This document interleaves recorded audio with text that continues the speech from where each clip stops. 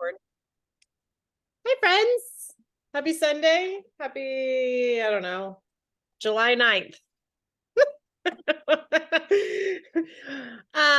So we always open with wins. So let's hear wins. And we also want kind of like updates on we were creating fitness goals or movement goals, however you want to look at it last week.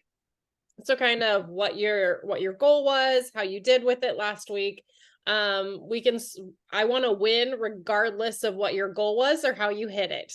And your win does not have to be revolving around your movement goal or anything along those lines. We just need to share what our wins were, and you can put it in the chat or unmute yourself. I'm open to all of the things. Go ahead. I'll share. So I ran 3 miles on Wednesday and a faster pace. And also, so for those that I think Valerie's the iPhone, isn't she? So Selena, I had a baby 2 months ago. So I also wore a pair of pants today that, jeans that definitely couldn't zip up like 2 weeks ago. Yeah, don't remember. So yeah. Yay! D, where's your win? We had a successful family vacation. Thanks to the kids I'll do my girls' win. We'll do that one. They both jumped off the high dive at the swimming pool. After they did their swim test as well. So they were super excited. I'm scared of shit as the so I will give them credit. I don't like jumping in the water. That's them. They did like a lot of times. the normal diving board, I'm good. The high one, no thanks. I'm good. I'll pass. Me neither. The first one, and then there was like a height things like you have to be this tall to jump off the high dive, and the lifeguard's like, yeah, no, that's an old sign. It doesn't really apply. So then they were all excited for the next day. We're gonna go off the high dive, and they did. They jumped. No diving. They're excited about it. Oh, good for them. Oh, that's funny. Selena, do you want to share a win? So is it just, what'd you say, movement wins? Any win, whatever your win is, and then also kind of what your movement goal was and how you're doing towards it. Oh, well, I move all the time, so it's a lifestyle. I don't really count that as a win. I do it all the time anyway. Let's see. I guess my win is potential new customer that I need to go take care of as soon as I get off of here. So that's exciting.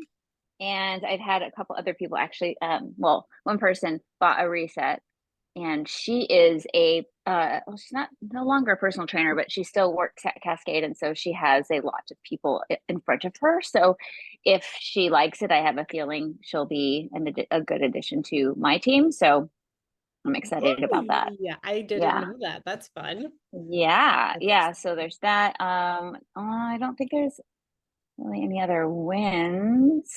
My win last week was that I went to Bend, which means I didn't work for 5 whole days, and that hasn't happened. And I can't tell you how long. When was the last time you had a day off? A day off. I had 1 day off, I think, in April. That's it. This is it. Mm-hmm. So, I'm proud of you for taking 5 days off. Oh my gosh. My oldest son, when we're on our way out to bed, he's like, Mom, you realize you're not going to work for like 5 full days. I'm like, I know, it's really weird, but also very awesome. Looking forward to doing nothing. Yay! I'm so proud of you. Yeah. Thank you. Thank you. So mine, it's a win and a loss all at the same time. I listened to my body, I respected my body, and I let myself rest because it said, girlfriend, shut it down. And so I didn't race on the 4th of July. I didn't actually run for like 4 days. And so my goal of running 100 miles this month, I haven't ran yet today, but yesterday I was at 18.25 miles. So we're starting on the slow side, but I'm going to hit it. I ran 5 miles 3 days in a row, Thursday, Friday, Saturday. Yeah. And my plan is to run it again today. I don't know when my husband's getting home though. So that's my hiccup on that part. Single momming is makes it difficult. So my win and my loss all at the same time. Your body appreciates it though. Yes, my body said, you're done, girlfriend. Like, no. I feel you. I get it. Yeah, no, it was between my legs screaming at me from running 27 miles in 24 hours and then just the utter exhaustion that I felt. It was no, it wasn't gonna happen. Val, is that you? I'm assuming you're always iPhone. She's been working on better food choices and completing at least one extra home project. Started a mini series to keep me motivated. Good job. Yes, it's me. Hi, Valerie. Okay, so we've got some fun wins. Has everyone, I know it's a Selena lifestyle situation, but has everyone set their goal for what their movement, I don't want to say like necessarily workout, but your movement goal is for the week? Like every week we should have a goal. Like mine, I basically break down into 25 miles a week. So I only hit 15 last week, but hey, I hit 15, so that's good.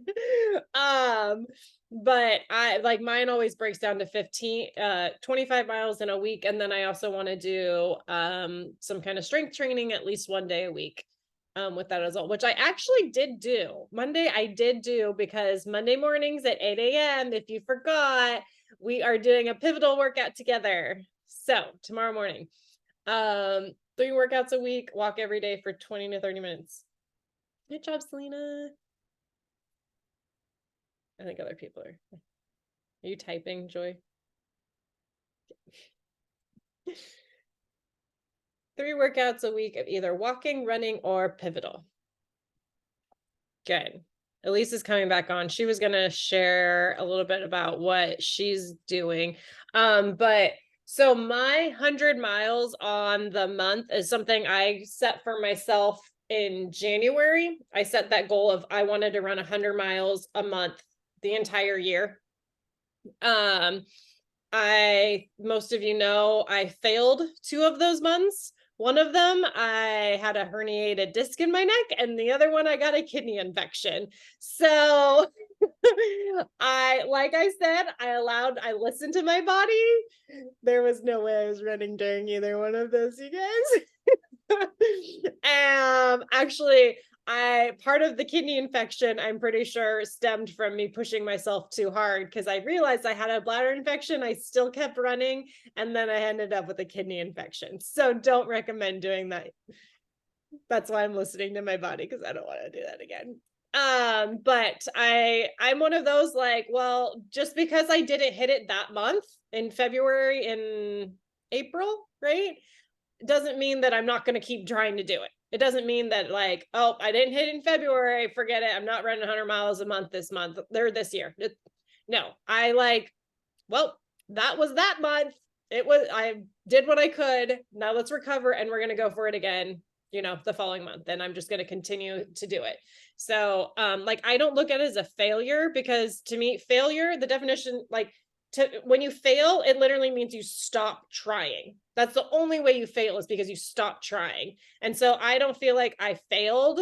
And yes, I didn't hit the exact goal those months, but I did what I could in the time that I had. And so I'm not going to fail at running 100 miles every month this year, because I didn't do it 2 months out of the year.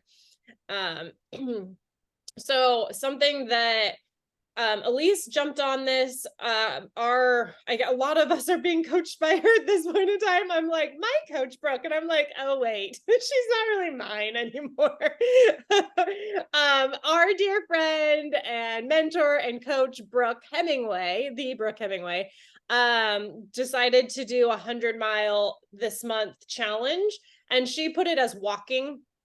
You could do it as walking, running, a mixture, basically being on your feet and putting in 100 miles in the month. And you can break it up however you want. Like, you can walk a mile in the morning and 2 miles. It's about 3 miles 3.33333333. Actually, it's probably a little bit off of that because that would be 30 days and there's 31. But it's about 3 miles a day. And so she put it out as this big challenge. Elise jumped on it. I've already been doing it, so I didn't actually text in with her. Are you doing her text, Elise? You're muted. Or no, you're not muted. I can't hear you though. Are you not connected?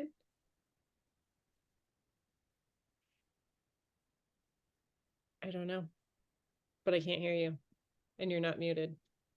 Everyone else is muted.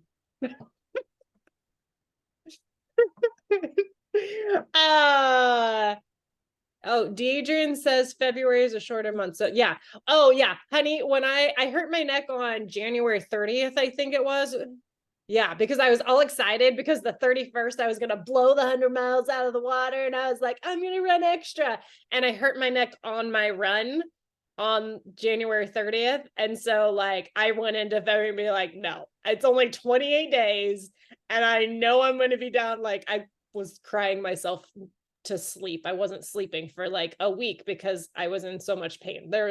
I knew, like straight up, there's no way I'm running for 100 miles this month. Now can you hear me? Yes.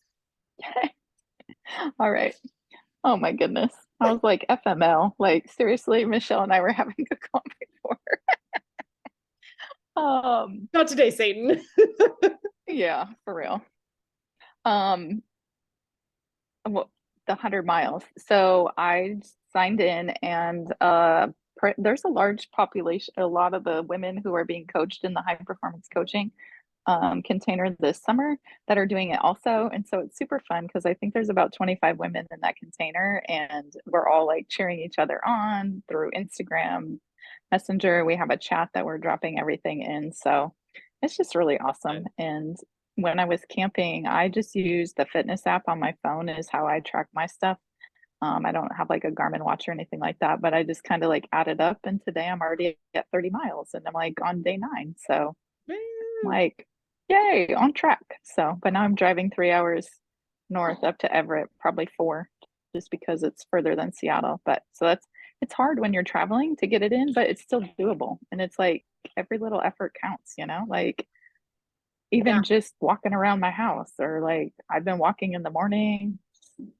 Plus it's helpful, like helpful, non-helpful. It's been 2 weeks without my kids, so I can be very intentional about getting my time in.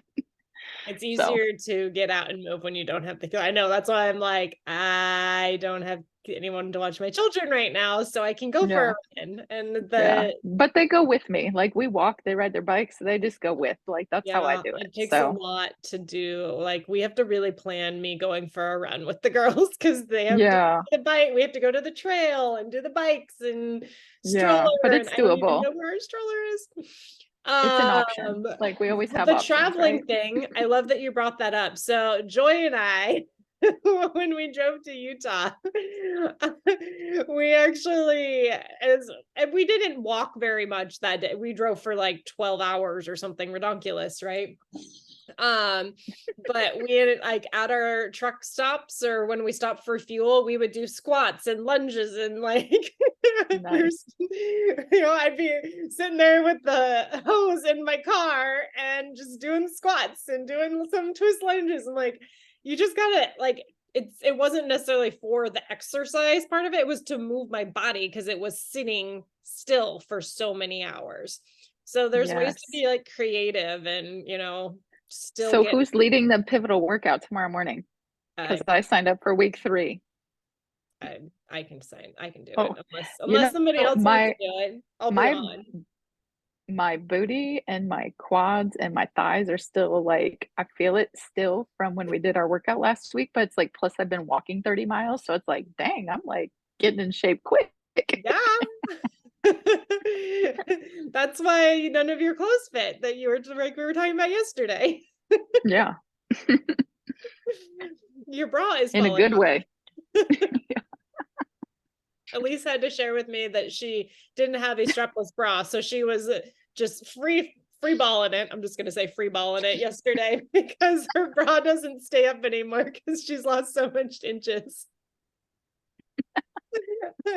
So that's a I'm win. like, yeah, it's a summer dress, whatever. Okay, so I wanted to share a little bit about, so with the movement side of things, something that's there's a lot of really cool science behind going for a walk after a meal. And this is not like, so as a runner, I don't eat and go run hard because your body is trying to digest your food. That's not a good place to be. When you eat, your blood is going to your stomach to digest your food. It's not going to your working muscles. So I don't recommend doing a hard workout right after you eat. There should be some digestion period. Did anyone else's mom ever tell them when they were little they couldn't go swimming for 30 minutes after eating? Yes. Okay, it wasn't just mine. So that's kind of part of it, I think. I think they don't want to clean up vomit in the pool. Like, I think that's what it is. I only threw up when I was little when I had migraines. That's the only time I would get sick to my stomach from my headaches. But it's good to not do hard workout, but do something light after you eat. It actually helps support the digestion process. So a few of the benefits for just like a short little 10-minute walk, which could be like half a mile or so, maybe a little bit more, depends on how fast you're walking. We're not trying to break any world records and walk a 10-minute mile, right? So one thing it does is it helps regulate your blood sugar, which is something that we talk about all the time, right? Your blood sugar is your master hormone. With Plexus, we are about supporting healthy blood sugar levels. So just going for a short little walk can help keep it more regulated. You're not going to have as much spikes in your blood sugar when you do that movement piece. It can also improve your digestion. It stimulates your stomach and your intestines. And like, this is where I was talking about, like, we're not doing vigorous. It's a light walk to help stimulate. If we go too hard, then we're going to kind of try and pull that blood from your body and do the opposite that we want. So just a nice, easy run. And that can help reduce bloating. And because the gas builds up in your digestive tract is where the bloating comes from. So it helps reduce the bloating and digest your food better. It also helps lower your blood pressure.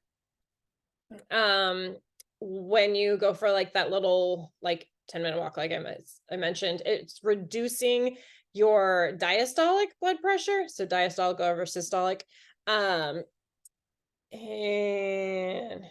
eating can trigger your blood pressure to go up. So when you go for the walk, it can help lower it.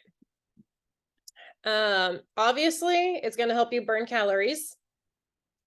Surprise, surprise. This is not an excuse to eat more because you're going to go for your little walk. That's not the idea of the walk. But movement in general is so beneficial for us, our whole well-being. Obviously, if you're looking to lose weight, there is a burning calorie situation going on, and they can help support that. But it also helps elevate your mood too. So less of the I ate, I'm full, I'm going to sit on the couch and veg. That's doing the opposite of being helpful for supporting your digestion, your mood, your energy, your weight, all of that kind of stuff. So we get outside, we get that fresh air, we get our blood pumping, we get some of that oxytocin kind of situation released. You're going to be happier, you're going to be feeling better. And that can also help if we're doing this. A lot of people do it after dinner. That's kind of the focus a lot of times is you eat dinner and then you go for that 10-minute walk. That's going to help you sleep better as well. So we're going to be promoting digestion. Your mood's going to be up. Your circadian rhythm is going to be in a better place, and you will fall asleep faster and stay asleep longer. All of that beautiful stuff. So here's your tip today of go for a little walk. It looks like Selena usually does after dinner. Yeah, it helps you not snack. Right. It helps you you get out of that okay, dinner's done. I'm every once in a while will do. I'm like, oh, I want a little piece of chocolate or something, or I need a little crunch. I have this thing where I like crunch every once in a while. The chewing thing I need to do. I have to chew my food. liquid diets don't go very well for me. That's why I like with the reset, I love that the snack bar is in there because that chewing action needs to happen for me at least once a day. So removing yourself from your home, from the temptations, from the pantry, all of those things helps reduce the snacking. And typically when we're snack, it's not going to be, oh, I was snacking on watermelon.